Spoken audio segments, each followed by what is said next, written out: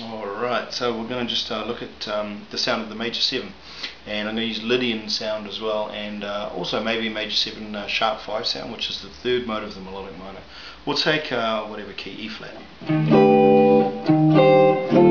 And so I might look at the scale degrees of the sound. Again, I would go through each of the different ways of looking at it onto the guitar. One string, and I'd learn that up and down. Perhaps I'd spend some time doing that, or maybe on every string. Then I'd also get a handy position, which is, as we know, like 3 notes per string, or 2 notes per string, or just in a nice little box shape. And that's how I'd get inside actually learning the music onto the guitar.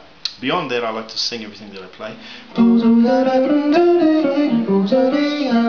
just because it helps me kind of internalize what I'm actually trying to get at with my music. And great guitarist Lee Jackson from down in Wellington in New Zealand once said, you should be able to do this without your instrument. Whatever your instrument is that you play, you should be able to think about the music and think about how it sounds, how it evokes some kind of image in your mind of what these sounds are, and that's actually been really helpful. So now, before I even pick up the guitar, I can sort of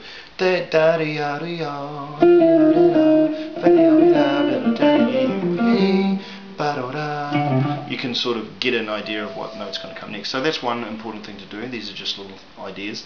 And then in terms of the actual scale itself, I would practice it in many positions, but then I'd also look at the related things like pentatonics are great, they're really easy to use. So for a Lydian sound, you can go down a semitone and play the minor pentatonic. You could go down to the major third, which is G in this case, and play the minor pentatonic.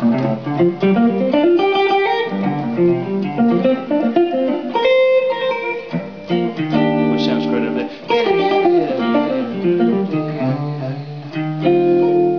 That sound, and you could also play the straight pentatonic, which would be in this case C minor pentatonic.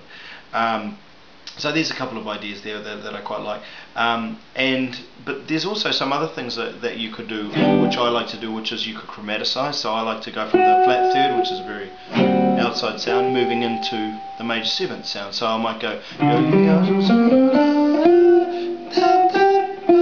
or which is actually a substitute of another kind, putting a diminished chord in and then the major 7th chord.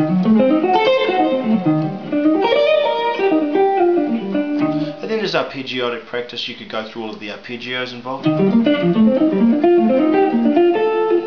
etc, etc.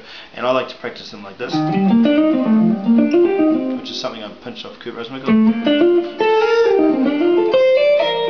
which is going up 4, coming back down the next 4, instead of going E flat major 7, F7, you go,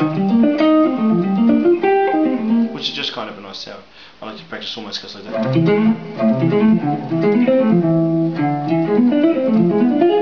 Nice sound.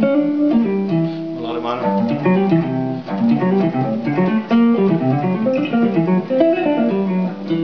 That's kind of a cool sound. So anyway, back to this sound. Okay, so there's some good ideas to start.